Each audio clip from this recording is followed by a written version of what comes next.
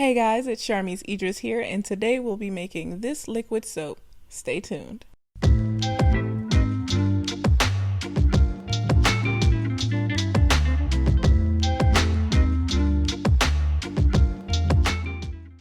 First things first, make sure you're wearing your gloves, your long sleeves, something to protect your eyes, and are in a well-ventilated area.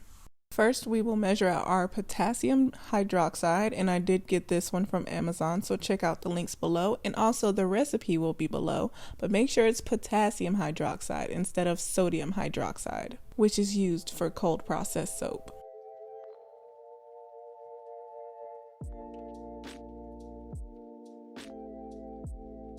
And next, we'll measure our distilled water, and make sure you're using distilled water and not tap water. And for this recipe, I will split the water content in half and use the other half as vegetable glycerin. Although I cannot tell a difference on my skin in the end product, it does make the process go a little bit quicker. But of course, you can use all water and no vegetable glycerin. Or you can also use all vegetable glycerin and no water. And if you do use all vegetable glycerin, make sure you heat it up to 200 degrees Fahrenheit before mixing in your potassium hydroxide. So now it's time to mix in our KOH flakes, which is the potassium hydroxide, into the water vegetable glycerin mixture. And always pour the lye into the water and never the other way around.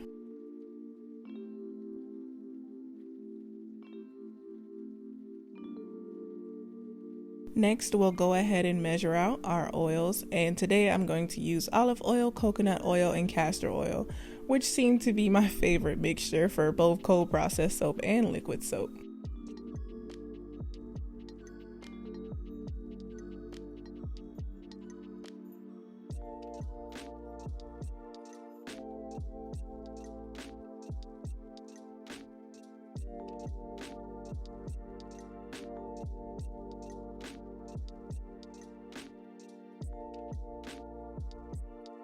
And now I'm going to melt the oils in my crock pot on low, and I'm going to keep my crock pot on low until it's time to dilute.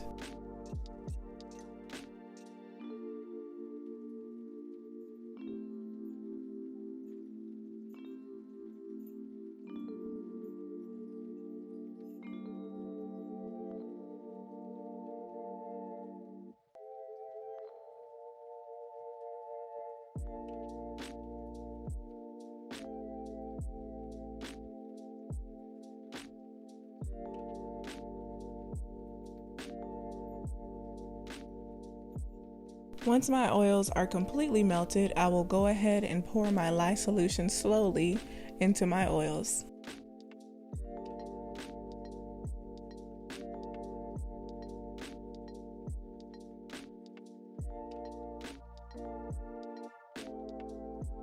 Now it's time to use your stick blender. There will be several stages that your liquid soap may reach, and I say may just because it does depend on what your ingredients are. The first stage you'll need to reach is trace.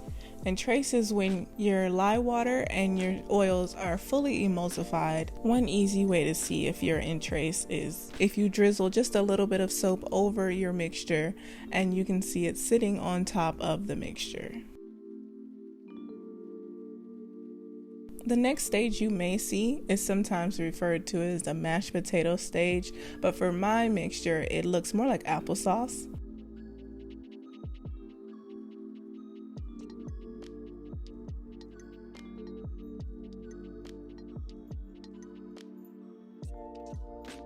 And then mine will actually get to looking like a very thick applesauce where I can no longer mix with my stick blender anymore.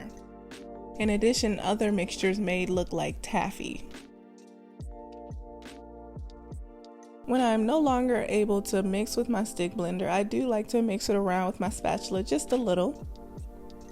And then I put my lid on and leave it for about an hour or an hour and a half, and I come back and do a clarity test.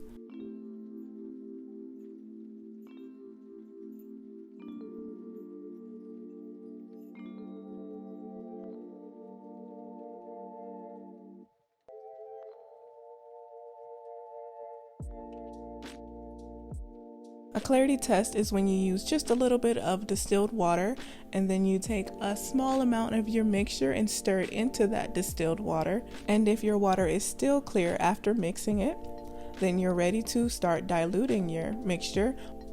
Or if your water looks cloudy, you just keep cooking for another 15 to 30 minutes. I know you can't see it very well, but my water is clear, not cloudy. So it's time to move on to the dilution stage. So for this next stage, there are multiple ratios you can use. You just have to experiment and figure out which ratio you like, but the most popular I'd say is a 2-to-1 ratio. So the weight of my mixture is 47 ounces. So I'm going to add 94 ounces of water. And some people do like to dilute it just a little bit less so that they have a thicker mixture.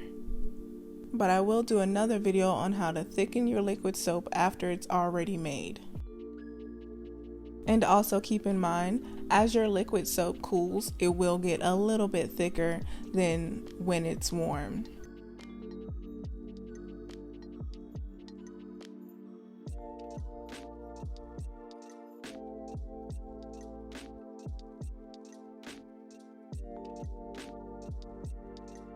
At this point, I would change my crockpot setting from low to warm, and I will let it sit overnight. And if I do it in the morning, I'll let it sit for about 5 to 7 hours.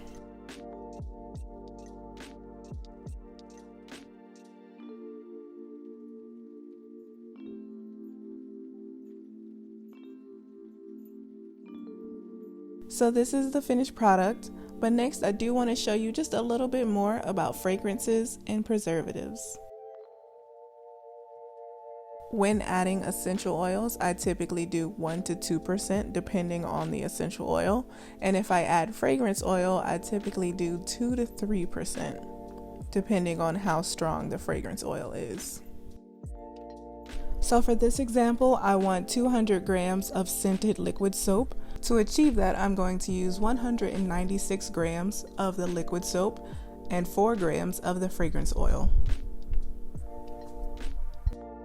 Be sure to test your fragrance oil before you add it to the whole batch of liquid soap, believe me, because there are many things fragrance oils or essential oils can do to your liquid soap. It can become thicker, it can become thinner, it can separate, it can become very cloudy. So just make sure you test it, and not all fragrance oils, in my opinion, work for the look that I'm going for. And of course, you can always test out using polysorbate 20 or 80. I haven't quite tested either one of those yet, but in my research, I've seen that it does help sometimes. And then other times, you just have a bad fragrance.